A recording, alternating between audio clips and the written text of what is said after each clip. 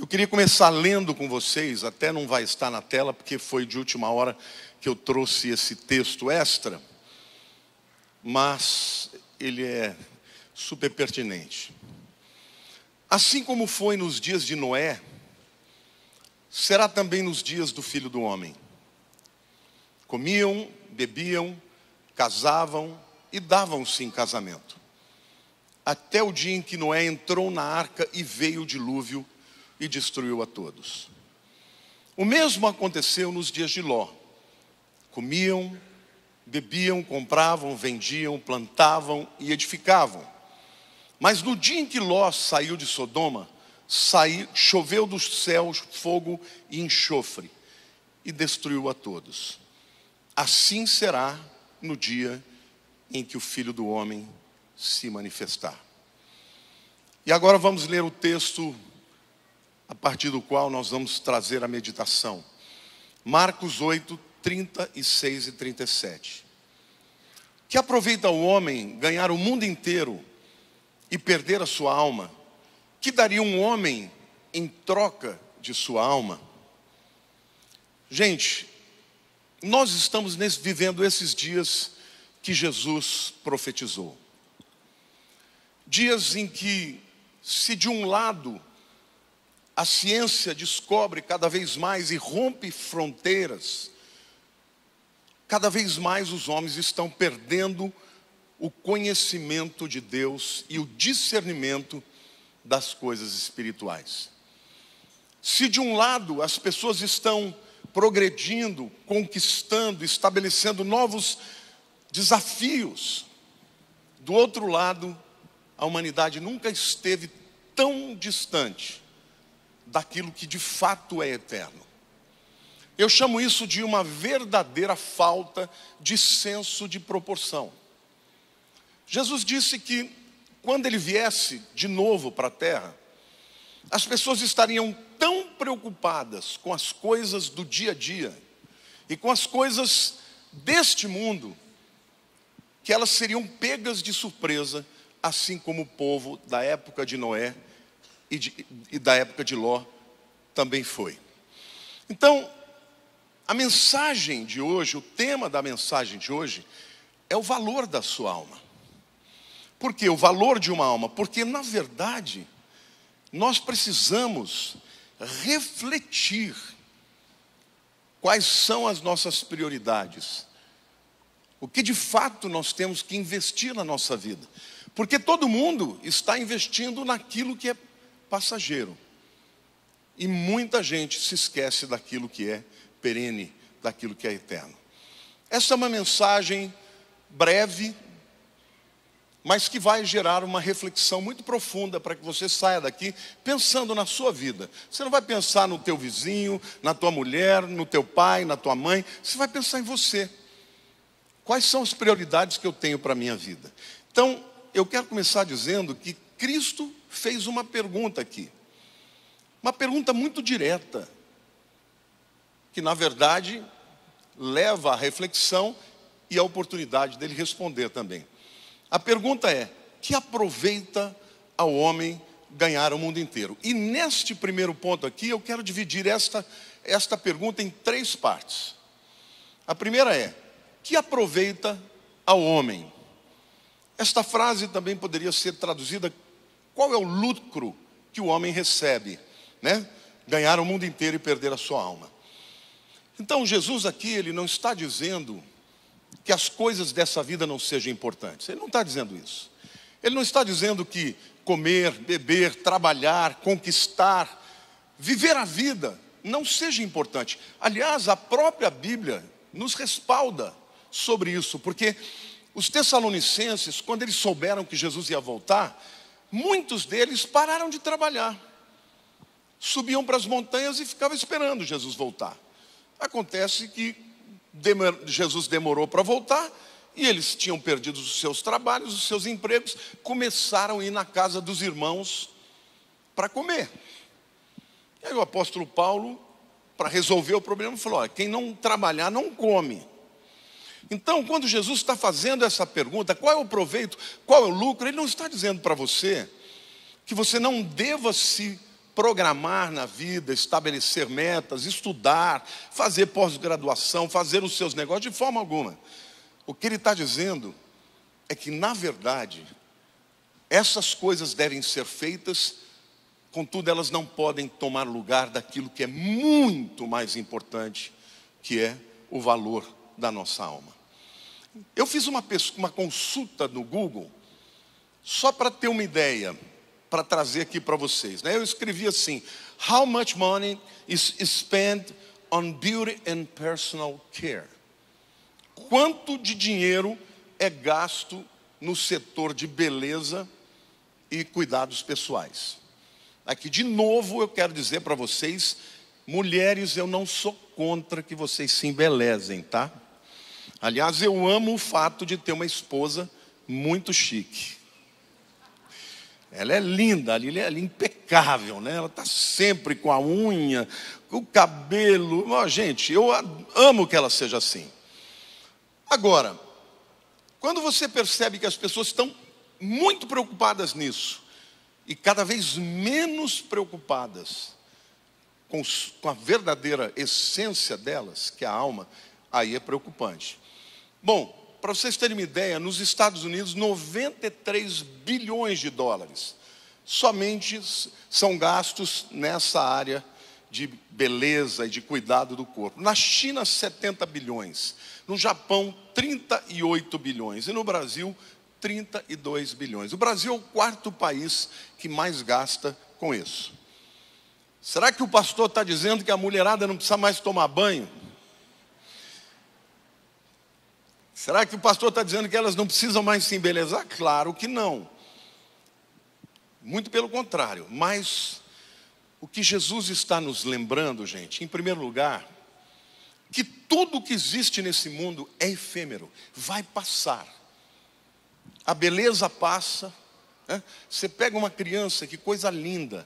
Você pega uma jovem, coisa linda, vai envelhecendo, a beleza vai se transformando. É claro que existe uma beleza em toda a idade, mas chega um momento em que o nosso corpo se corrompe e ele já não tem mais aquele vigor.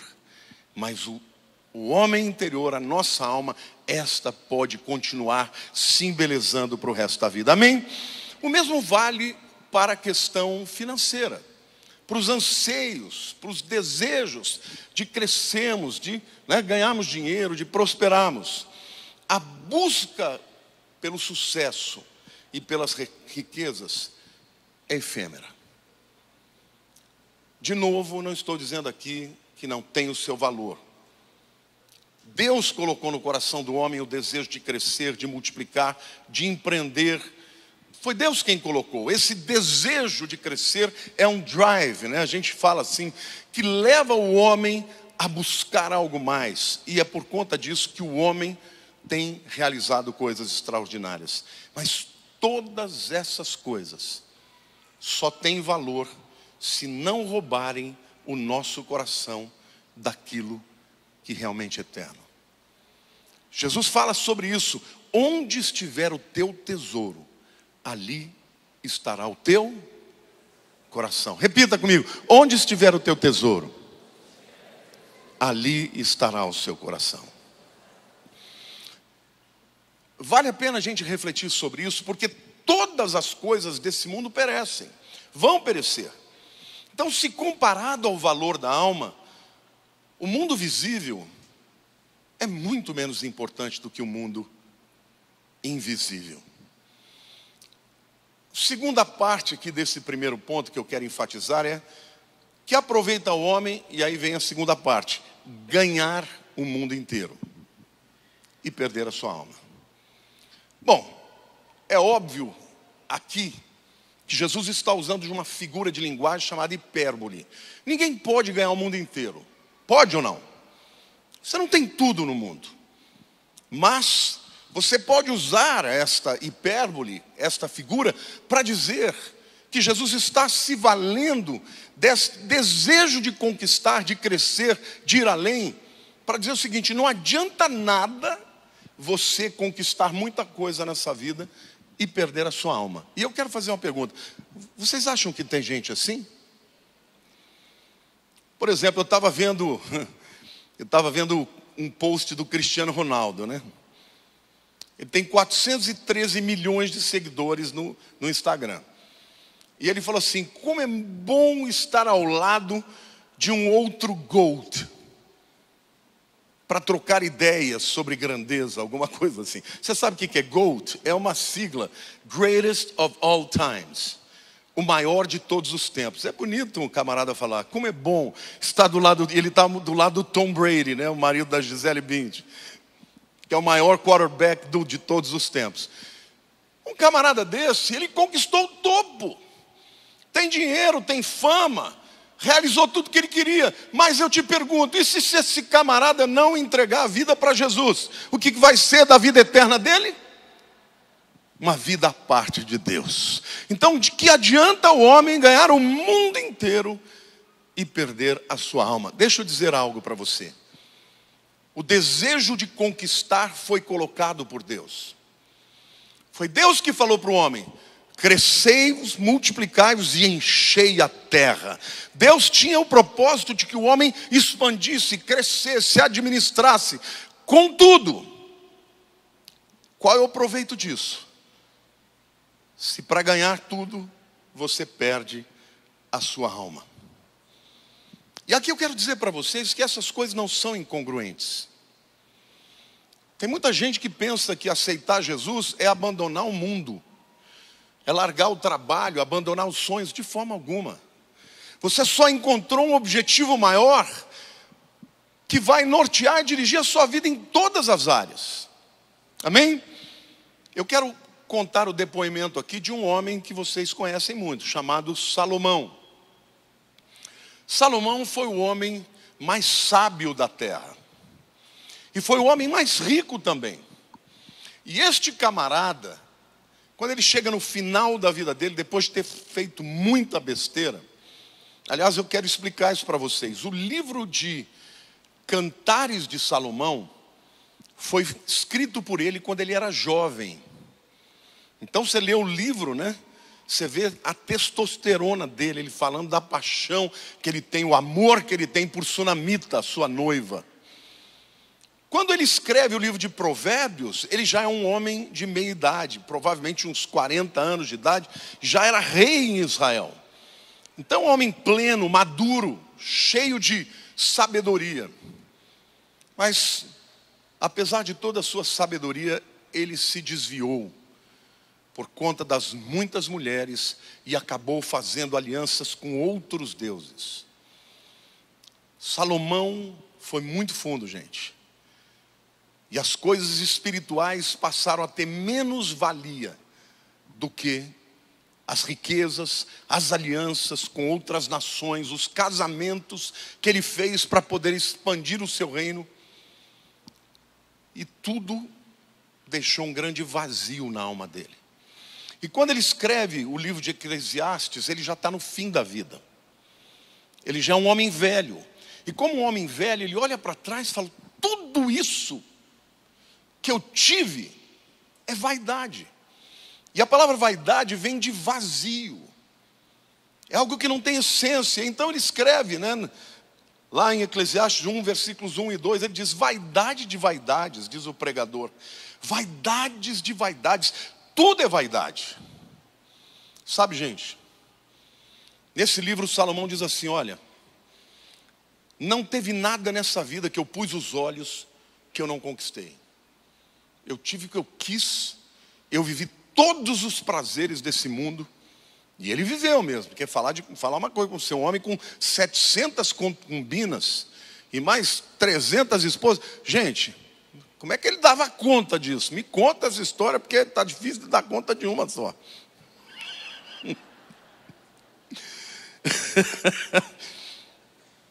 Mas ele, estou brincando, eu não estou velho, mas não estou morto. Ele escreve lá em Eclesiastes capítulo 1, versículos 16 a 18. Disse comigo: eis que me engrandeci e sobrepujei em sabedoria a todos os que antes de mim existiram em Jerusalém. Com efeito, meu coração tem tido larga experiência da sabedoria e do conhecimento. Apliquei o coração a conhecer a sabedoria e o saber, o que é loucura e o que é estutícia. E vim a saber que também isto é correr atrás do vento. Porque na muita sabedoria há muito enfado. E quem aumenta a ciência ou o conhecimento, aumenta a tristeza. Olha o que esse homem está dizendo. Eu sobrepujei todo mundo, eu fui o primeiro, eu fui o cara, eu fui o GOAT. The greatest of all times, o maior de todos os tempos. Eu fui, inclusive em sabedoria, em dinheiro. E tudo isso eu descobri que até isso é correr atrás do vento. Ou seja, é vazio. Isso é o depoimento de um homem que teve tudo e que, no entanto, descobriu que até mesmo o conhecimento, sem o contentamento da presença de Deus, acaba trazendo o quê? Enfado e tristeza. Então, a pergunta de Jesus é: que adianta o homem ganhar o mundo inteiro e perder a sua alma? O que Jesus está dizendo para você e para mim hoje, irmãos, é que tudo aquilo que nós temos para fazer nessa vida tem o seu valor, tem a sua importância, desde que seja colocado dentro de uma perspectiva de proporção. Aquilo que é eterno e aquilo que é passageiro. E a terceira parte, então, deste primeiro ponto é: que aproveita o homem ganhar o mundo inteiro, e aí vem a parte que eu quero enfatizar, e perder a sua alma. Ganhar o mundo não é uma experiência impossível. Você pode ser muito bom no que você faz. Você pode passar a vida inteira conquistando coisas. Mas se não entregar a vida a Cristo, você perde a sua alma eternamente. O mundo está cheio de homens que foram vencedores, mas perderam a sua alma.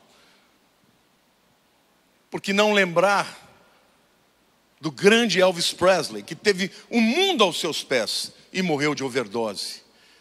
Jimi Hendrix, o maior da sua época, morreu de overdose.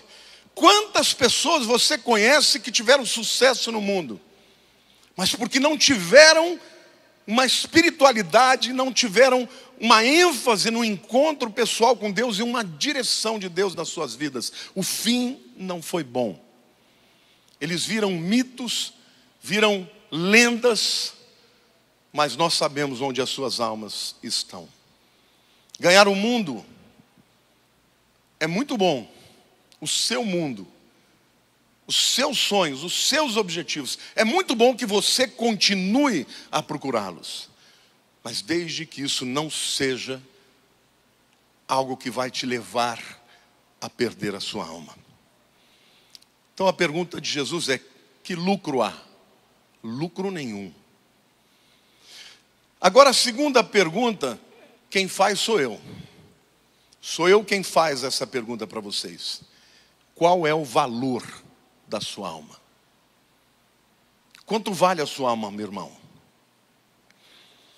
Para entender o valor da sua alma, eu quero considerar a cruz de Jesus.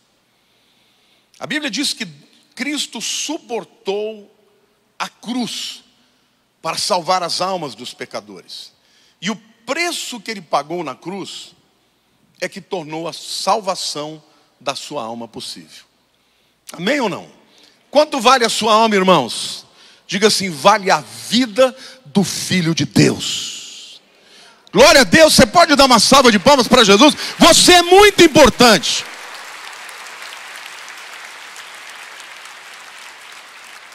O apóstolo Paulo, lá na carta aos Romanos, capítulo 8, versículos 31 e 32, ele diz: que diremos, pois, à vista destas coisas? Se Deus é por nós, quem será contra nós? Aquele que não poupou o seu próprio filho, antes por todos nós o entregou, porventura não nos dará preciosamente com ele todas as coisas? O que na verdade Paulo está dizendo é que se você tem tudo e não tem Cristo, você não tem nada. Mas se você tem a Cristo, você tem tudo. Porque juntamente com Cristo, Deus nos entrega todas as outras coisas. Amém, irmãos? Glória a Deus.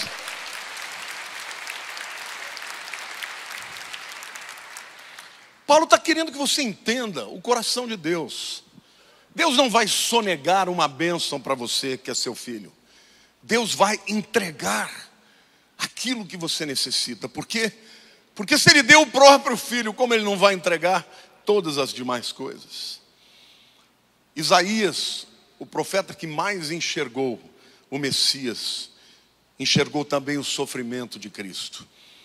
No capítulo 53 de Isaías, versículos 5 e 6, a Bíblia diz assim: mas Ele foi traspassado pelas nossas transgressões e moído pelas nossas iniquidades. O castigo que nos traz a paz estava sobre Ele. O castigo era meu e Ele recebeu. E pelas suas pisaduras fomos sarados. Todos nós andávamos desgarrados como ovelhas. Cada um se desviava pelo caminho. Mas o Senhor fez cair sobre Ele a iniquidade de todos nós. Querido, para que você pudesse viver eternamente, Jesus morreu no seu lugar. Para que você fosse perdoado dos seus pecados, Ele se fez pecado. Para que você fosse feito filho de Deus, Ele se tornou filho do homem. Para que você fosse aceito, Ele foi rejeitado. Para que você provasse o céu, Ele provou o inferno. Para que você fosse abençoado, Ele foi amaldiçoado. Quanto vale a sua alma? Vale muito. Vale muito. Ainda que o diabo diga para você que não vale. Pode aplaudir, glorifique a Deus.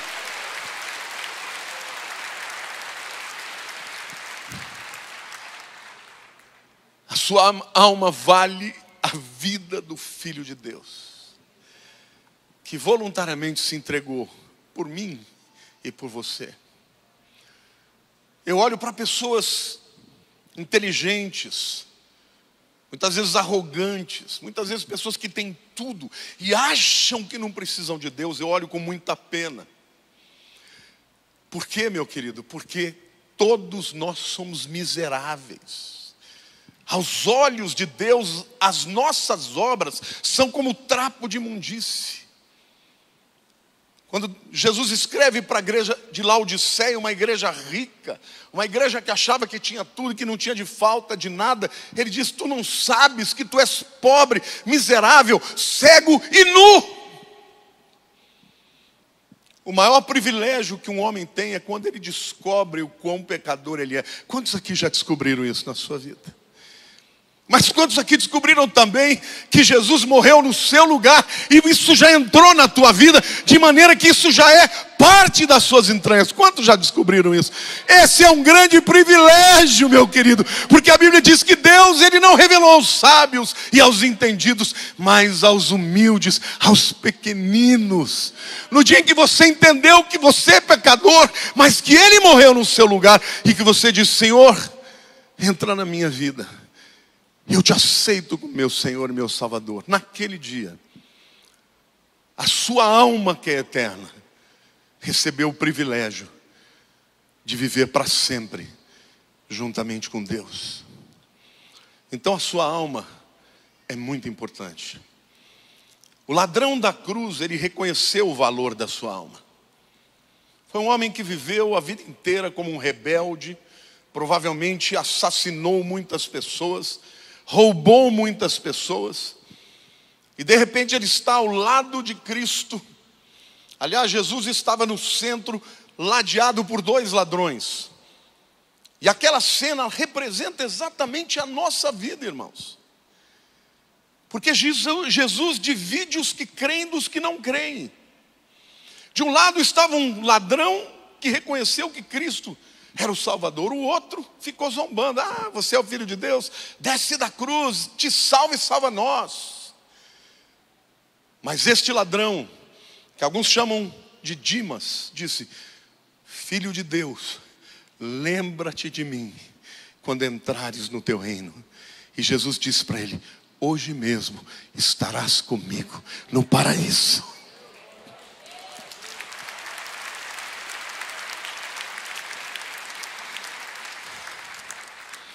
Jesus estava no estado mais patético mais enfraquecido de toda a sua história, seminu, com sangue vertendo do seu corpo, desidratado, provavelmente a língua grudada no céu da boca, com dores excruciantes, uma palavra que vem da cruz. E naquele momento aquele homem olhou para ele e de alguma maneira o Espírito Santo falou com ele: este que está aí é o Criador dos céus e da terra, este que está aí é o Salvador, clama o seu nome e você será salvo. E ele diz: filho de Deus, lembra-te de mim. Que homem afortunado, na última hora, no último minuto, no último segundo antes da sua morte, ele entrega a sua vida para Jesus. E o outro morre praguejando e zombando. Jesus dividiu os que creem dos que duvidam, os que dizem sim dos que dizem não. Dividiu a história dos homens em antes e depois de Cristo. Ele é o divisor das águas. Ele te ama a ponto de ter dado a vida, mas a escolha de dizer sim é sua, é intransferível. Ninguém vai dizer isso por você. Eu pergunto para você, a minha pergunta: qual é o valor da sua alma? E se você acha que a tua alma vale muito, isso significa que você tem que fazer as escolhas certas. Que não adianta só investir naquilo que é passageiro, naquilo que é efêmero. Você tem que investir a sua vida, na vida dos seus, naquilo que é eterno. Eu conheço pessoas que mandaram seus filhos para as melhores escolas, caras, com professores muito bons, mas que dentro do currículo estava também o questionamento da fé, a zombaria contra Deus. Sabe o que aconteceu? Crentes, seus filhos saíram da igreja, porque eles queriam tanto que os seus filhos estivessem preparados para um vestibular, e se esqueceram que o maior de todos os vestibulares é o vestibular da vida eterna.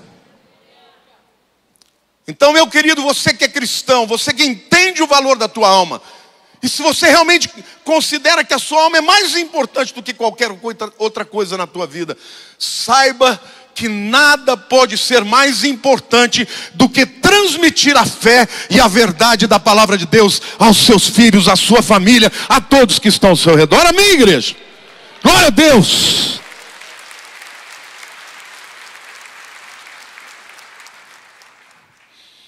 Terceiro ponto que eu quero trazer para reflexão para vocês é contrastar o tempo e a eternidade.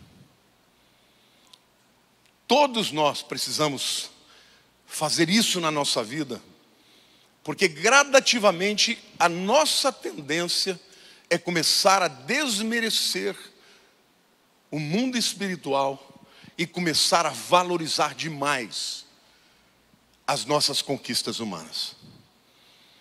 A palavra de Deus começa dizendo que a vida é efêmera como uma flor. Tiago 1,11 diz assim: porque o sol se levanta com seu ardente calor, e a erva seca, e a sua flor cai, e desaparece a formosura do seu aspecto. Assim também se murchará o rico em seus caminhos. E aqui Tiago, neste livro, ele fala muito sobre os ricos, porque o rico é aquele indivíduo que se acha autossuficiente. Ele tem tudo, para que ele precisa de Deus? Ele não precisa de Deus para nada, ele tem dinheiro, está doente, vai no melhor médico, paga as melhores escolas, viaja para os melhores lugares do mundo, fica nos melhores hotéis. Isso tudo preenche a sua alma, de certa maneira. Mas Tiago está dizendo que a vida dele vai passar e vai murchar assim como uma flor que seca debaixo de um calor do sol, especialmente o calor lá do Oriente Médio, de 50 graus. Essa é uma metáfora excelente.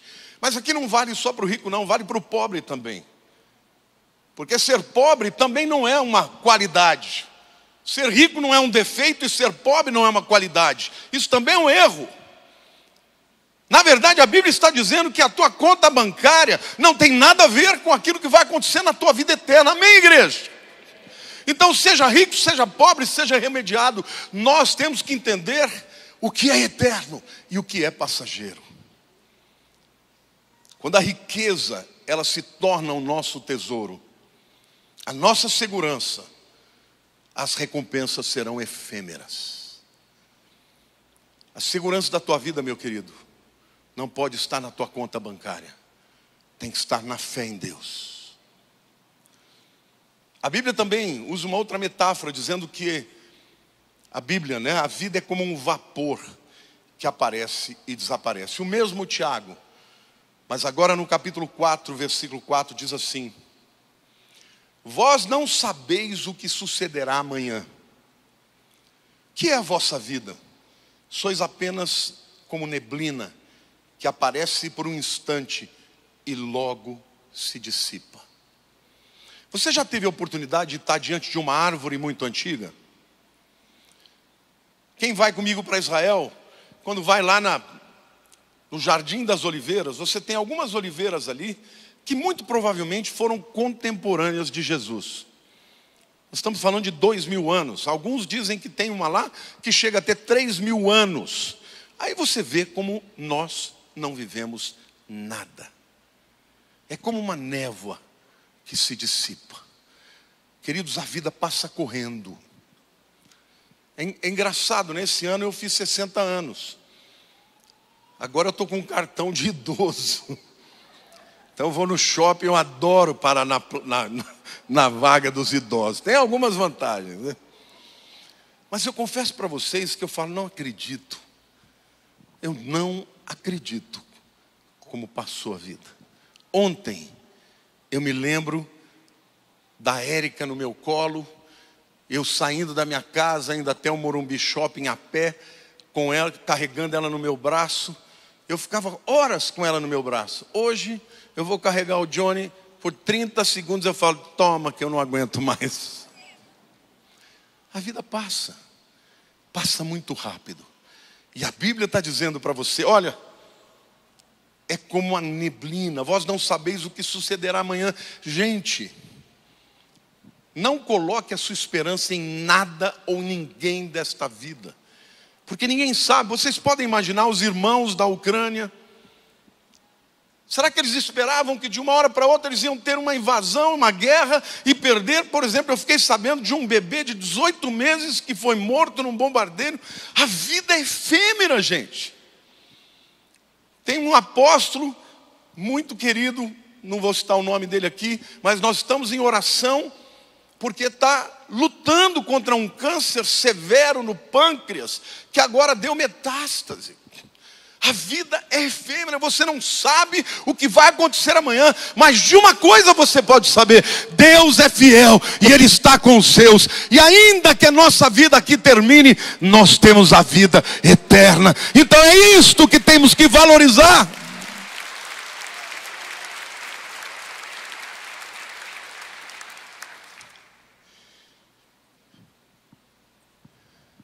Que importa ao homem ganhar o mundo inteiro e perder a sua alma.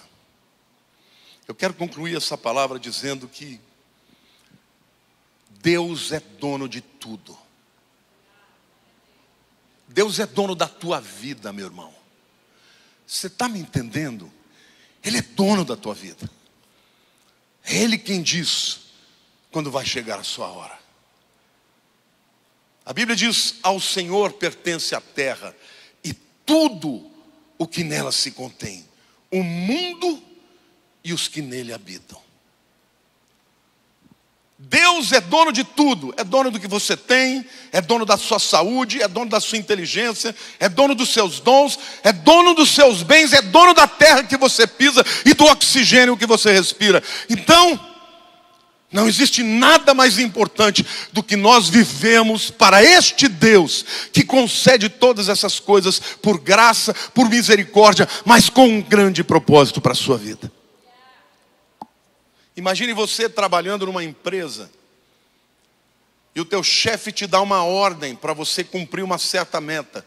E você diz assim: não, eu estou aqui, eu trabalho, mas eu vou fazer o que eu quero. Eu não concordo com essa meta e eu vou fazer o que eu quero. O que o seu chefe vai fazer? Rua.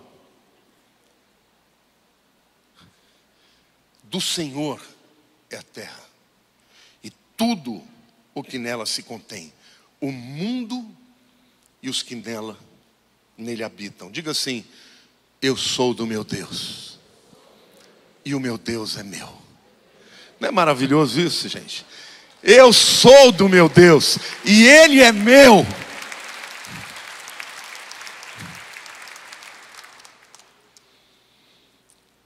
Segunda verdade que eu quero falar a respeito disso para concluir é que esse Deus que tem todas as coisas, o dono de todas as coisas, é um Deus que dá aos seus. Salmo 127, 1 e 2 diz assim: se o Senhor não edificar a casa, em vão trabalham os que a edificam. Se o Senhor não guardar a cidade, em vão vigia a sentinela. Inútil vos será levantar de madrugada, repousar tarde, comer o pão que penosamente granjeastes. Aos seus amados Ele o dá enquanto dormem. Aqui o salmista não está dizendo que o vigia não tem que vigiar a cidade, que o edificador não tem que deixar de edificar a casa. Não, ele só tem que fazer essas coisas sabendo de algo, que ele está dentro de um chamado e de um propósito.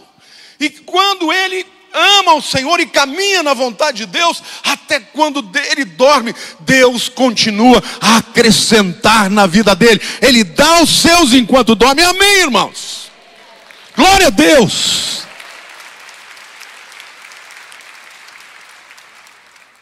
Então, de que adianta perder o sono? Que adianta ter medo? Ai, meu Deus, a inflação. Ai, o que vai acontecer com o Brasil? O que vai acontecer com o Brasil, meu irmão? O nosso Deus sabe. E o sucesso da minha vida não depende de homens, depende do meu Deus, que dá os seus enquanto dorme. Amém, irmãos?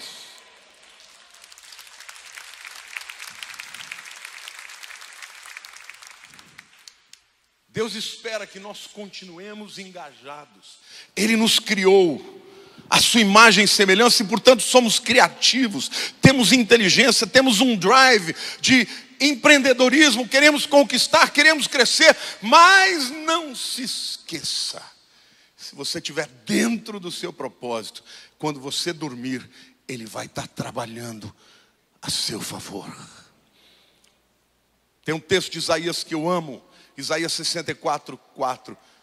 Nunca se viu com os olhos, nem com os ouvidos se percebeu um Deus além de ti, que trabalha por aqueles que nele esperam. Jesus está trabalhando por você.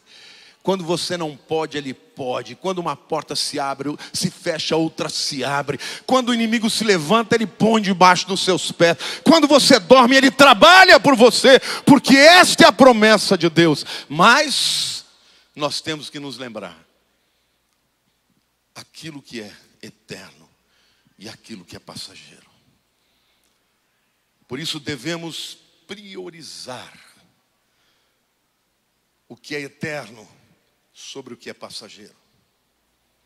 Mateus 6, 31 e 34 diz assim: portanto não vos inquieteis, dizendo: o que comeremos, o que beberemos, ou com que nos vestiremos? Está falando das necessidades desse mundo.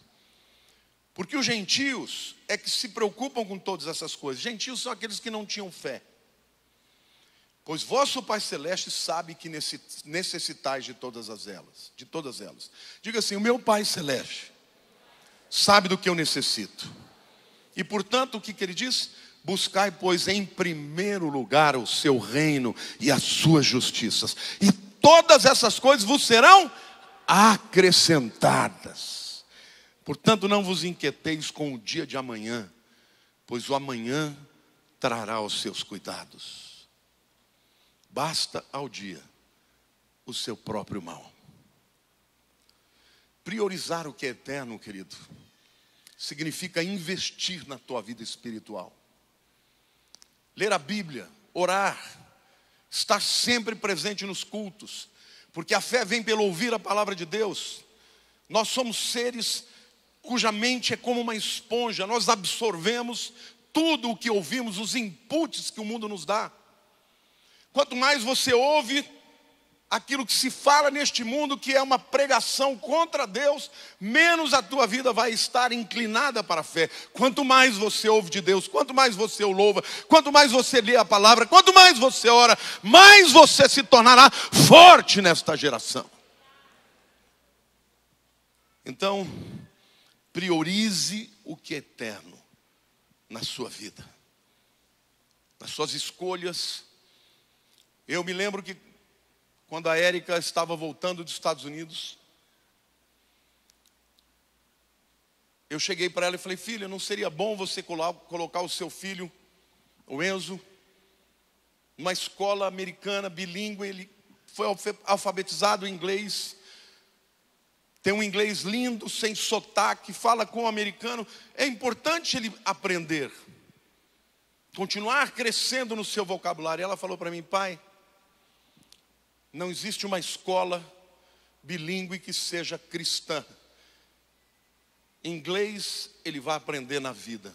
Eu prefiro que ele estude numa escola cristã, para que ele ouça os princípios da palavra de Deus. Eu aplaudi.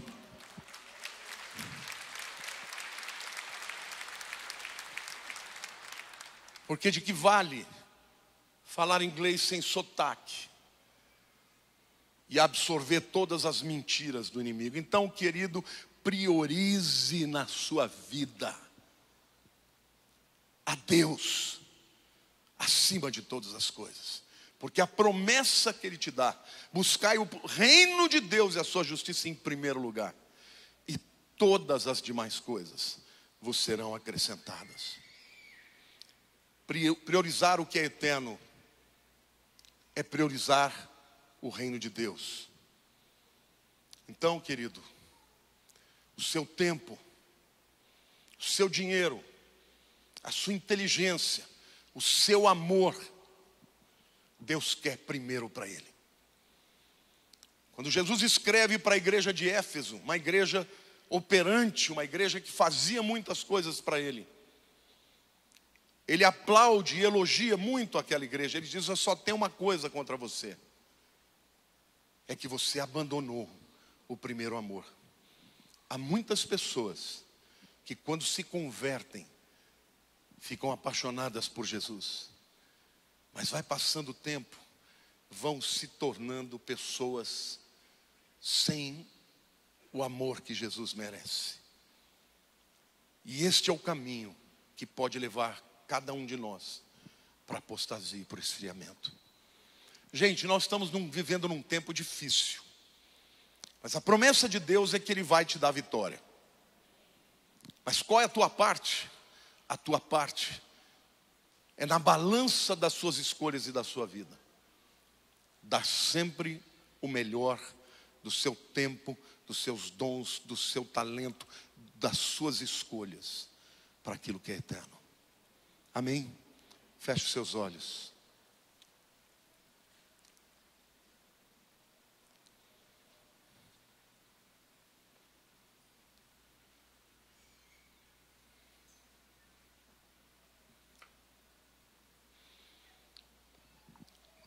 Hoje o Senhor quer falar com você.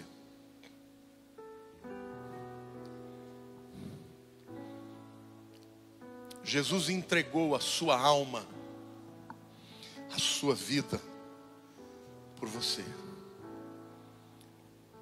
E você já entregou a sua para Ele? A Bíblia diz que é muito simples.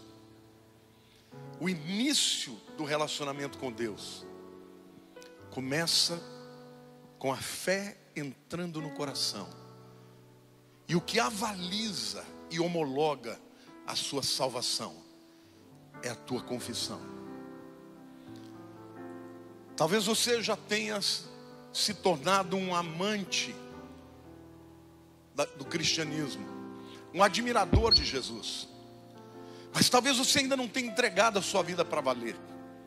Talvez você nunca tenha dito para Ele: Senhor, eu vou dar a minha vida para Ti, porque agora é para valer.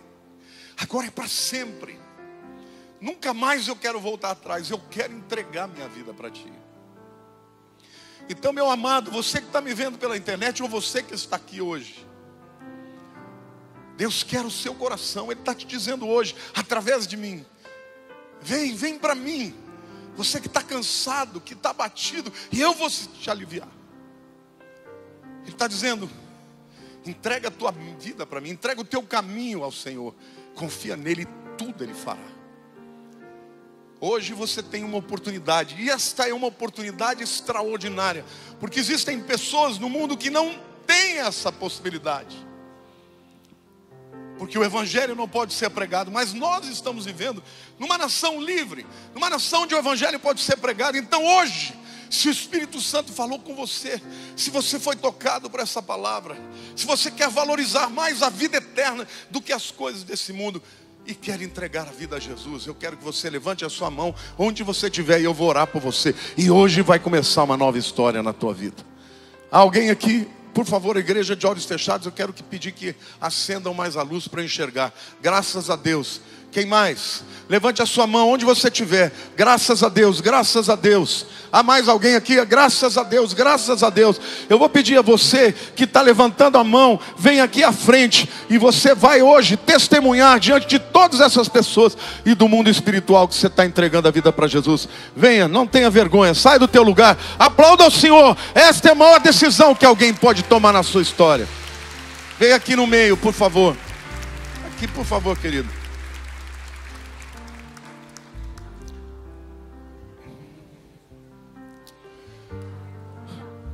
Eu sei que o inimigo está tentando te segurar aí, mas a decisão é tua, a escolha é tua. Saia do teu lugar, vem aqui hoje e entregue a vida para Jesus, porque hoje Deus quer começar uma nova história. Aplauda o Senhor, irmãos. A Bíblia diz que uma alma vale mais do que o mundo inteiro. Pode vir, o inimigo vai ser envergonhado na tua história. Põe a mão no seu coração e diga assim: Senhor Jesus, eu entendi que a minha alma vale muito, mas eu quero te confessar que eu sou pecador, e eu quero pedir perdão pelos meus pecados, e eu quero pedir que o Senhor me aceite, porque eu estou sinceramente me entregando a Ti. Perdoa os meus pecados, Senhor. Eu creio que o Senhor morreu naquela cruz no meu lugar. Eu entrego a minha vida a Ti. Dirige-me a partir de hoje, porque a partir de hoje, aquilo que vai ser o mais importante na minha vida é o Senhor. Aleluia. Glória a Deus. Glória a Deus. Se você, meu querido, fez essa oração, coloque o seu celular nesse QR Code, para que nós saibamos que você também entregou a sua vida a Cristo. Eu quero parabenizar a vocês, meus queridos. Eu me lembro do dia que eu fiz essa entrega, no dia 27 de fevereiro de 1981. Eu me lembro que eu pensava assim: será que mudou alguma coisa? Mas mudou tudo, porque desde aquele dia o Senhor começou uma obra na minha vida de transformação. Ele mudou tudo, e Ele vai mudar, porque Ele é poderoso para fazer isso. Às vezes você pode estar dizendo: mas tem tanta coisa encalacrada na minha vida, eu não sei se eu vou conseguir. Ele vai fazer vocês conseguirem. Ele vai transformar a vida de vocês. Amém?